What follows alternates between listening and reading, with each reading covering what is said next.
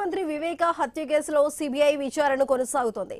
కడప జిల్లా పులివెందుల్లో నిన్న మహేంద్ర యాదవ్, కిరణ్ యాదవ్ ను సిబిఐ అధికారి రోహిత్ యాదవ్ విచారించారు.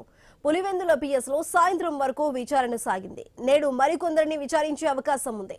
పులివెందుల్లోనే సిబిఐ అధికారులు ఉన్నారు. నేడు అర్జున్ రెడ్డి విచారణకు హాజరయ్యే అవకాశం ఉందని తెలుస్తోంది.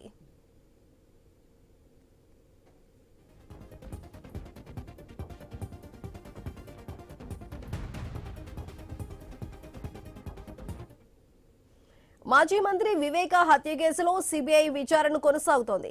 కడప జిల్లా పులివెందుల్లో నిన్న మహేంద్ర యాదవ్, కిరణ్ యాదవ్ ను సిబిఐ అధికారి రోహిత్ యాదవ్ విచారించారు. పులివెందుల పిఎస్ లో సాయంత్రం వరకు కూడా విచారణ సాగింది. నేడు మరికొంతమందిని విచారించే అవకాశం ఉన్నట్లు తెలుస్తోంది. పులివెందుల్లోనే సిబిఐ అధికారులు ఉన్నారు. నేడు అర్జున్ రెడ్డి విచారణకు హాజరయ్యే అవకాశం ఉందని తెలుస్తోంది. అయితే దీనికి సంబంధించిన పూర్తి సమాచారాన్ని మా ప్రతినిధి ప్రసాద్ శర్మ అందిస్తారు. ప్రసాద్ శర్మ, నిన్నైతే మహేంద్ర యాదవ్, కిరణ్ యాదవ్ ను కూడా సిబిఐ అధికారులు విచారించారు. అదేవిధంగా ఈ రోజు కూడా మరికొంతమందిని విచారించబోతున్నట్లు తెలుస్తుంది. వారిలో అర్జున్ రెడ్డి కూడా ఉన్నట్లు తెలుస్తుంది. మరి అర్జున్ రెడ్డి విచారణకి ఏ సమయంలో హాజరు కాబోతున్నారు? దీనికి సంబంధించిన అప్డేట్స్ ఏంటి?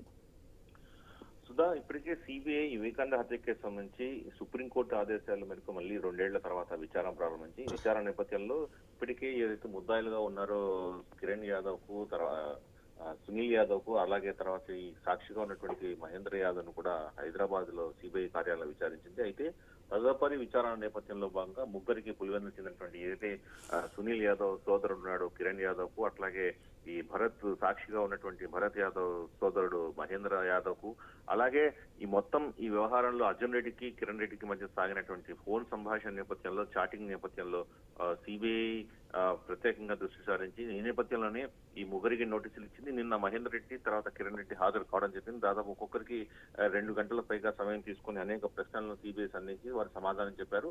అయితే ఇవాళ అర్జున్ రెడ్డి విచారణకు హాజరయ్యే అవకాశం ఉందని చెప్తున్నారు. అయితే సిబిఐ అధికారులు ఇప్పటికే పులివెందుల్లోనే ఉన్నారు. పులివెందుల్లోనే ఉంటూ ఇవాళ కూడా ఆ కార్యక్రమం పూర్తి చేస్తున్నట్టు తెలుస్తుంది. అంతకే అర్జున్ రెడ్డితో పాటు మరికొంతమందిని విచారించే అవకాశం ఉన్నట్టు కూడా తెలుస్తుంది. మొత్తానికి ఇటీవల వివేకానంద హత్య కేసులో భారీ కుట్రకోణం దాగి ఉందని, అసలు కుట్రదారులు ఎవరో వెలికి తీయాలని కోరుతూ వివేకానంద రెడ్డి కుమార్తె సునీత సుప్రీంకోర్టును ఆశ్రయించారు. సుప్రీంకోర్టు సూచనల మేరకు కిరణ్ యాదవ్, అర్జున్ రెడ్డి మధ్య సాగిన ఫోన్ సంభాషణపై మొత్తం దర్యాప్తు కొనసాగించాలని సర్వోన్నత న్యాయస్థానం ఆదేశించడంతో ఈ 2 ఏళ్ల క్రితం ఆగినటువంటి విచారణ మళ్ళీ మొదలు. అంటే నిన్న జరిగినటువంటి విచారణ అనంతరం ఏదైతే కిరణ్ యాదవ్ కావచ్చు, మహేంద్ర యాదవ్ బయటకు వచ్చి మీడియా ముందు మాట్లాడారు.